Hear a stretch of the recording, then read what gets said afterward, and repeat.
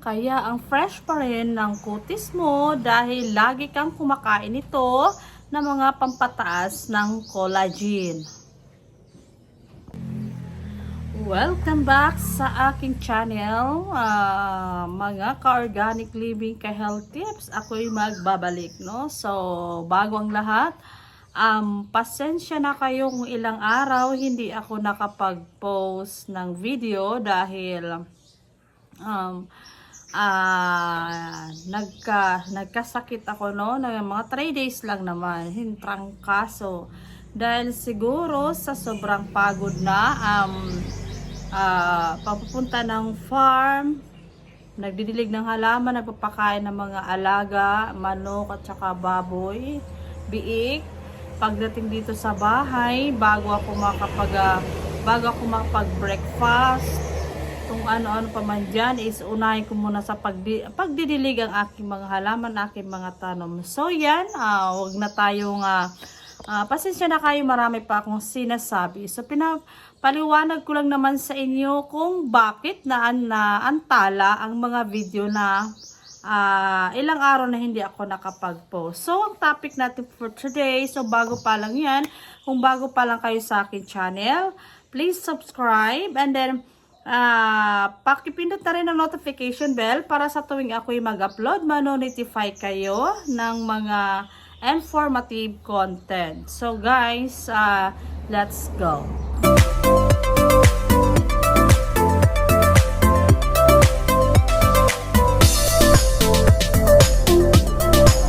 So ito na, so ako'y magbabalik, mga ka-organic living at ka-health tips. Ako pala si Juliet Alcera, ang inyong ka-organic living at ka-health tips. Ako pala isang LPT, licensed professional teacher.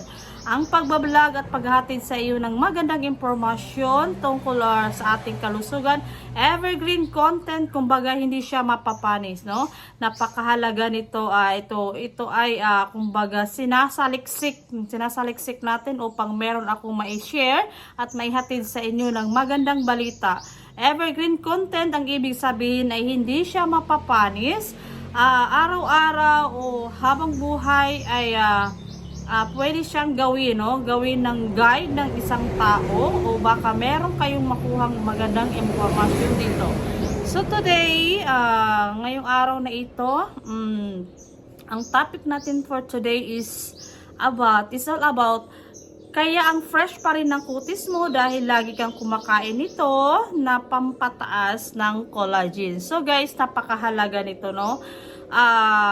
Ito ay yung tulad na lang, meron ako isang halimbawa, ay yung mister ko mahilig talaga nitong mga ganitong klaseng inumin, yung ganitong klaseng prutas, yung ganitong klaseng mga vitamins C na merong mga collagen. Alam nyo guys, maniwala ko sa hindi, yung mister ko is 50 years old na, golden age na siya. Pero ang tingin ng ibang tao sa kanya is parang 30 years old or 35 years old pa lang siya. Mas matanda ako tingnan sa kanya, samantala mas matanda siya sa akin ng 7 taon. So ito na, so let's go direct to the point na po tayo. So ito na, kaya ang fresh pa rin ng kutis mo dahil lagi kang kumakain ito ng mga pampataas ng collagen. So una, calamansi at iba pang citrus, ang collagen synthesis activator. So ito palang lemon, citrus, calamansi ay nagpapataas pala ito ng ating collagen. So hindi lang collagen ang naibigay nito sa kanila. Ito ay nagbibigay din ng protection na hindi tayo magkakaroon ng ubo, no? Meron ito silang vitamin C para maprotektahan tayo sa mga ubo at sipon. At hindi lang pala yan ang kanilang dala, kundi nagpapabata at nagpapataas din pala ng collagen natin para yung balat natin ay laging fresh at hiyang, o kumbaga kung mahiyang tayo, baga laging bata ang ating balat at ang ating kumbaga baby face. Ito ang pinaka-critical na anti-aging food na libre at available sa lahat ng Filipino household. Yes. sinasabing libre tulad na lang ng kalamansi. Dito sa Waray, dito sa dito sa Samar, ang tawag niyan is limon, or sa Bisaya naman is lemonsito, kalamansi kung baga sa Tagalog. Tama naman yung sinasabi na libre, libre at available sa lahat ng household. Kasi kahit saang pamamahay o kahit saan kang pumunta, meron kang makikita ng mga kalamansi, no? So, ito pala ay napakahalaga sa ating ito ay nagpapataas ng ating collagen para laging fresh at bata tingnan ng isang tao, at hindi lang yan ang kanyang binibigay, kundi pinoprotektahan din niya ang kalusugan ng isang tao na hindi siya magkakaroon ng sipon at ubo kasi meron itong vitamin C. So yun, ang vitamin C ay hindi lang, so yun na nga, di ba? laging nauuna ang aking paliwanag dito tungkol dyan kahit hindi ko pa nababasa, kasi alam nyo guys, no? So patalastas muna tayo, no? Patalastas muna tayo. Sabi nila, meron kasing nag-comment,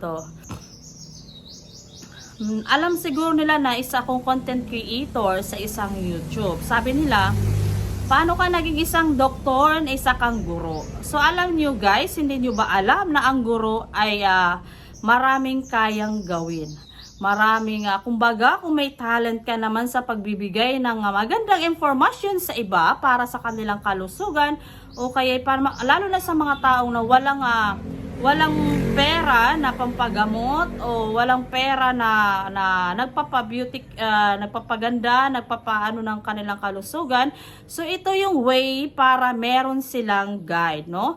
So alam nyo ba ng isang guro ay hindi lang teacher, hindi lang engineer, hindi lang isang doktor, lahat ay kaya niyang gawin. At lalo na kung yung isang teacher ay napakatalentado, alam niya ang lahat, no? So tulad na lang ngayon, pinagpalit ko ang isang pagtuturo ko. So dahil ang pag-vlog o isang content creator dito sa YT ay naiibigan ko rin.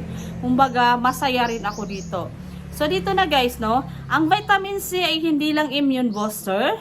Ito ay essential cofactor ng prolyl hydroxylase at lysyl hydroxylase, ang dalawang enzymes na responsable sa collagen, fiber cross-linking at stabilization. So yun guys, pasensya na kayo, nauna na yung paliwanag ko, hindi ko pa natapos ang pagbasa.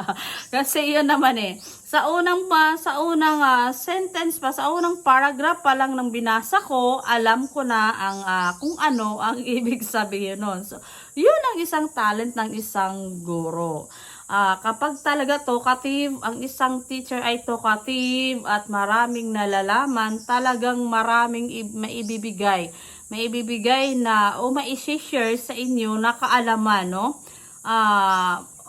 Okay lang kumbaga evergreen content, kaalamang informative, wag lang yung mga chismis na yan. So hindi ako diyan mahilig guys sa mga chismis, kasi hindi talaga ako lumalabas dito sa bahay, dito talaga ako, no? Marami nga nagtataka dito bakit lagi lang daw ako nakakulong dito sa bahay. So next is walang vitamin C, walang functional collagen synthesis kahit sapat ang protein intake. So tulad ko ngayon, no, nagkaubo ako. Siguro, alam nyo guys, sa totoo lang, hindi ako sa nagmayabang, no. Ako talaga yung babae na hindi agad-agad madapuan ng sipon at ubo, no. So pag ako nagkakaroon ng ubo at sipon, siguro dahil kulang na ako ng collagen or vitamin C, at hindi na ako nakakainom ng lemon o citrus, tulad ng ganun.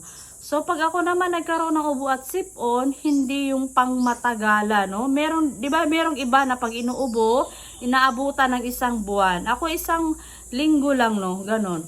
Basta water therapy, more on water, madali lang yan. So ngayon, dahil hindi na ako nakapag ng lemon, vitamin C, Kaya ito, nadapuan ako ng ubo at sipon. So, hindi naman ganong kalala, no?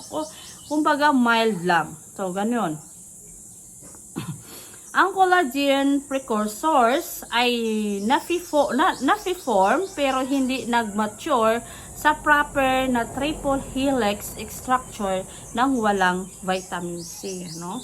So yun na nga, pag walang vitamin C, madaling madapuan ng mga kung anong klaseng sakit dyan. Tapos kapag ikaw ay puno ng vitamin C, baby face at fresh ang inyong katawan dahil tumataas ang inyong collagen, no? So ako mababa yung collagen ko kaya madali akong tumanda. Mas matanda ako tingnan sa aking husband, mas bata naman ako sa kanya.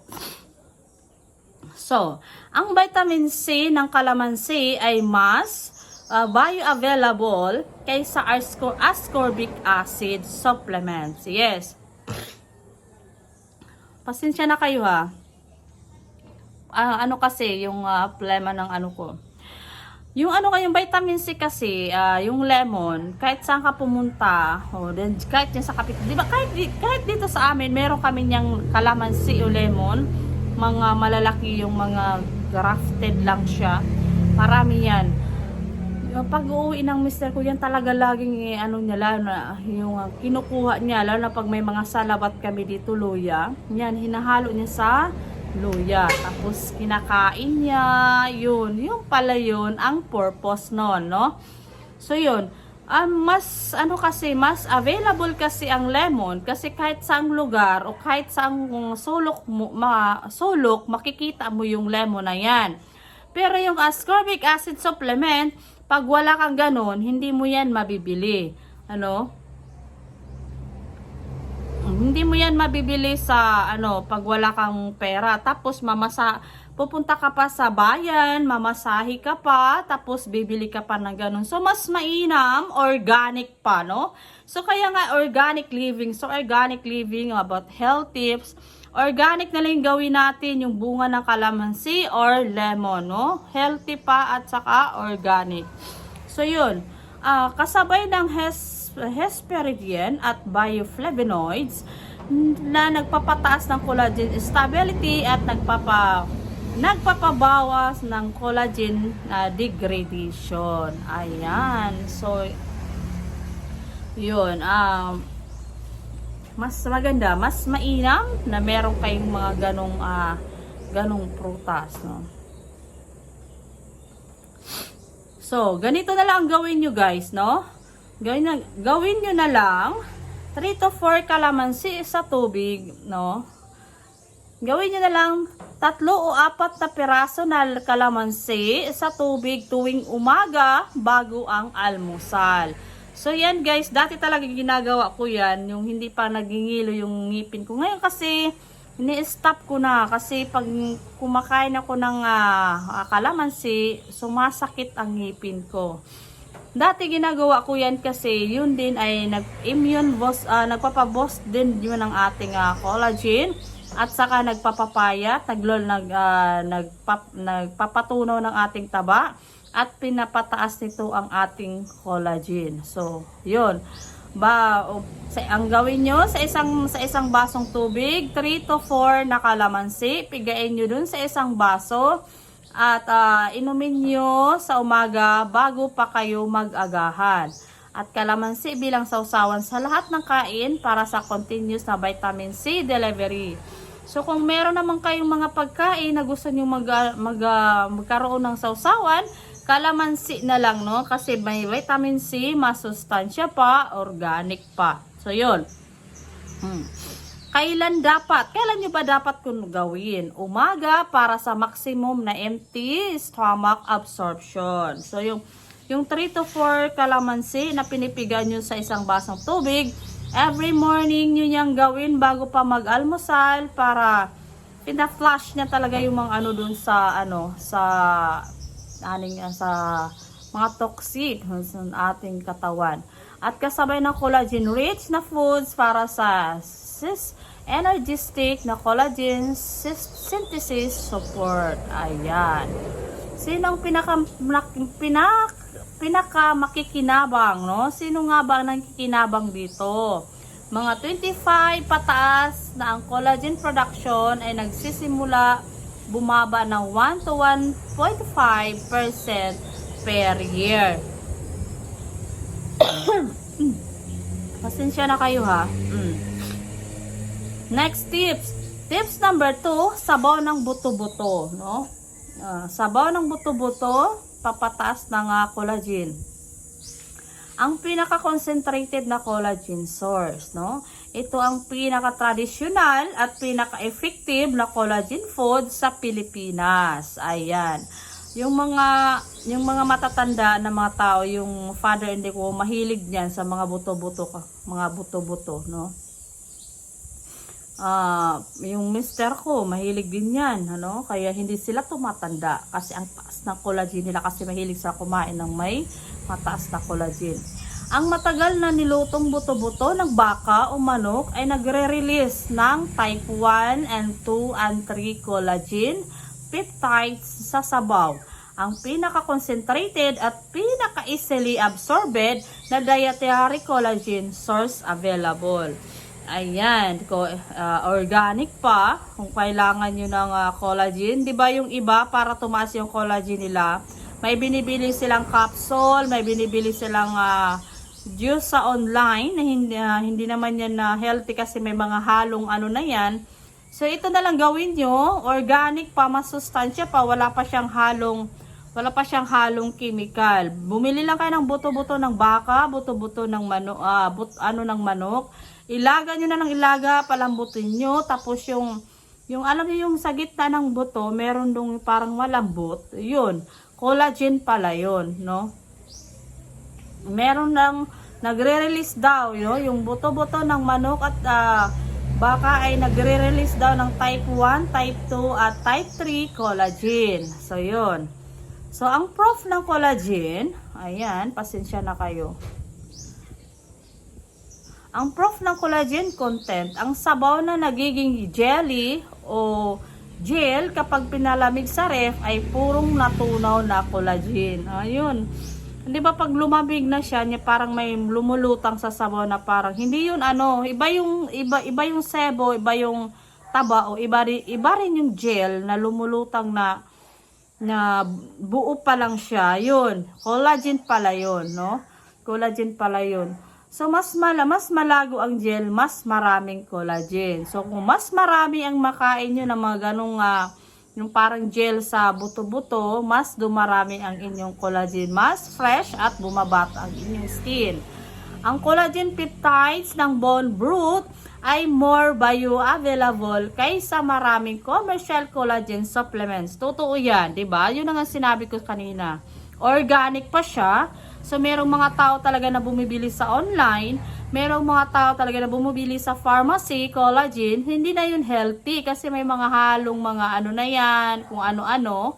So, ito, healthy pa siya, available pa siya sa mga merkado. Kahit yan sa kapitbahay nyo, may nag-iihaw dyan, pwede kayong bumili ng buto-buto at ganun, lutuin nyo, lagain nyo. So, may makikita kayo na lumulutang na parang gel, yan ay collagen. So, mas masarap yun, mas madali at mas mainam at organic pa, walang halong chemical. Kaysa dun bumili kayo dun sa pharmacy o kung saang online na nyo binibili, ay delikado na po yan. So, yun. Dahil ang digestive process ng matagal na pagluluto ay nagpe-pre-digest na ng collagen sa mas maliliit na peptides. O, diba? Ayun. So, yun ang sabi ko sa inyo, mas healthy. Mas healthy at nagbibigay ng support sa ating katawan na nakakailanganin ng collagen. So, narito, ito naman, gawin natin. Gawin na lang, nilaga na buto-buto, inumin ang sabaw, hindi lang kainin ang karne, no? Pati din pala sabaw, inumin natin. Alam mo yung, lalo na pag templado, pag hinihigop nyo, ang sarap, lalo na pag merong mga lemongrass, merong, basta yung pampabango ng sabaw, ang sarap. 3 beses sa isang linggo minimum. Ang sabaw ang bitamina ng kutis at joints. Wow! Now I know. So, ang sabaw pala, yan ay ang bitamina ng ating skin, ng ating kutis, at sa ating mga joints. So, yun. Now I know, iinom na ako niyan. So, kailan? So, kailan ba dapat? So, dapat pala sa isang linggo, 3 beses natin yung gagawin. So, ang mahal ng, ano na yun, karning, yung buto-buto na, yung buto-buto ng baka pala tsaka karabaw is mura na pala. Kailan dapat? Kasabay ng tanghalian o hapunan o isang tasa ng bone broth bilang merienda. So, instead na magko-coffee ka, yung sabaw na lang inumin mo, gawin mo coffee pang merienda. O, diba? O, alam nyo na yan. Sabaw, vitamins yan sa ating skin at sa ating joint. Mga pahiwatig ng kulang na collagen, tumutunog na kasukasuan. O ito guys, ito yung pahiwatig, ito yung mga palatandaan na kulang ang tao ng collagen, no? Tumutunog na kasukasuan. Mabilis na pagbuo ng wrinkles. Agay, isa na ako dyan, no? Ngayon alam ko na, hihigop na talaga ako ng sabaw. Mabilis na pagbuo ng mga wrinkles. So, ayan, di ba wrinkles? Yung asawa ko wala talagang ka-wrinkles, no? At mabagal na pag-wound healing. Ayun. Palatandaan na pala yun na mabagal mabagal na pagagaling ng iyong mga sugat. So, yun. So, dito naman tayo. Tips number 3. Bakit ba madilim, oh? Tips number 3. Isda, lalo na ang balat at ulo. Ayan. Lalo na yung bangus. Naku, napakasarap niyan. Ano? Ito ang seafood collagen na pinaka-bioavailable sa lahat ng collagen types. O, di ba? Mura na at madali nyo pang makita, madali nyo pang mabili, no? Ang marine collagen mula sa isda at seafood ay napatunayang may 1.5 times na higher na absorption rate kaysa bovine collagen. So, ang marine collagen, ang sinasabing marine collagen tulad ng mga isda, no? Ang balat ng tilapia, ayan guys, makinig kayo.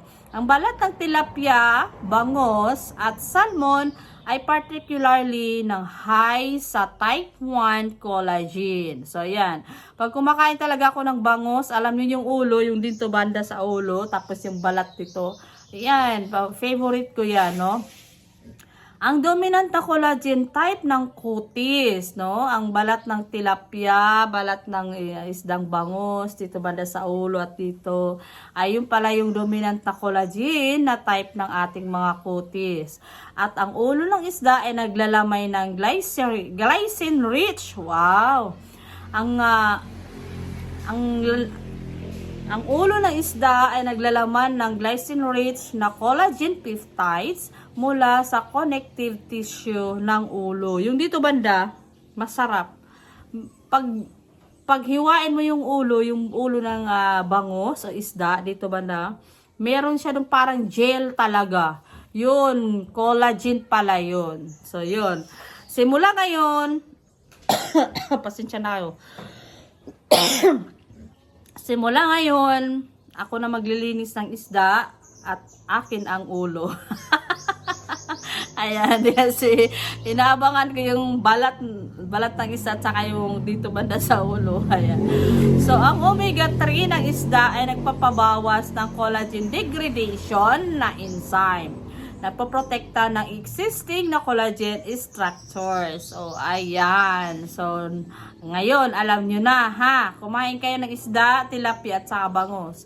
Ang gawin nyo, kainin ang balat ng isda, hindi lang ang laman. At ang ulo ng bangus at lapu-lapu na sinigang o tinola ay natural na collagen supplement. So, tilapia, bangus at lapu-lapu. Ayan. Akala ko masama 'yun kasi yung sa ulo, 'di ba, medyo maano siya, kung sa waray sa Bisaya mahandab. akala ko nakakadagdag ng blood pressure, hindi pala. Collagen pala yan. So now I know. Akin na ang ulo. So kailan? So kailan ba dapat? Regular na kasabay sa pagkain. So dapat pwede araw-araw, no? 3 beses, hindi pala araw-araw, no? 3 beses sa isang linggo, minimum, para sa adequate na marine collagen intake. Marine, no? Yung tulad ng sinasabing marine, mga isda yan. Bangus, tilapia, lapu-lapu, yan. Binabansagan silang marine collagen intake. So next, tips number 4, manok na may balat at buto. Hindi lang breast meat. Okay, kasali pala dito ang manok, no? Meron palang dalang collagen ang manok. Ayan. Ito ang poultry collagen, no? Sinasabing poultry collagen, source na madalas hindi magagamit ng buo. Ang balat ng manok ay naglalaman ng significant na collagen at hyaluronic acid. Ayan. Ang skin hydration molecule at ang buto ng manok kapag niluto ng matagal sa sabaw ay nagre-release ng type 2 collagen at chondroitin sulfate. So guys, pati palang manok ay meron palang dala nitong collagen. So madaling mabili kasi mura ang kilo ng manok, no. Ang chicken foot, ayun. Ang chicken foot, favorite ko ito yung sinasabing Adidas.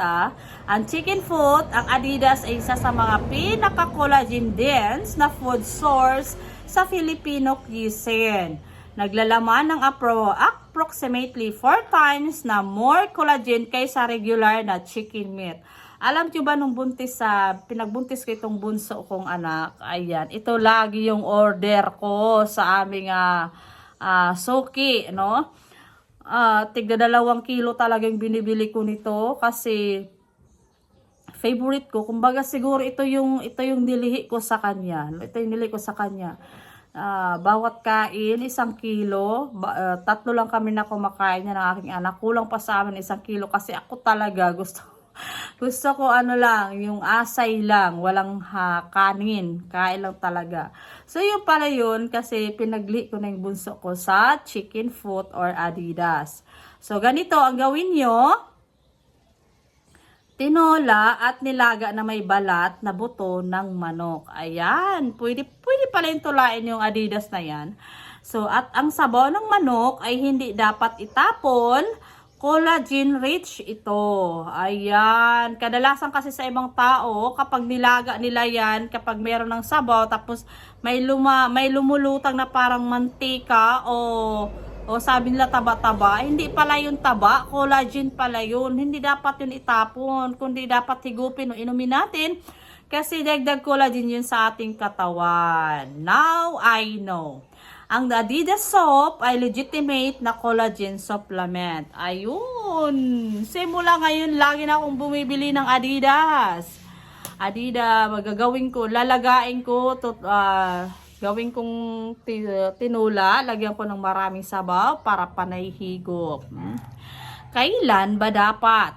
Kasabay ng gabi na kain, kasama ng vitamin C rich na gulay para sa optimal na collagen synthesis window. Ayan, pwede mo siyang gawing coffee, yung mga sabaw. Halimbawa, meron kayong veranda dyan, o nag-usap-usap kayo ng yung kaibigan, ng yung asawa, o habang nag-usap-usap kayo, meron kayong daladalang isang tasa ng sabaw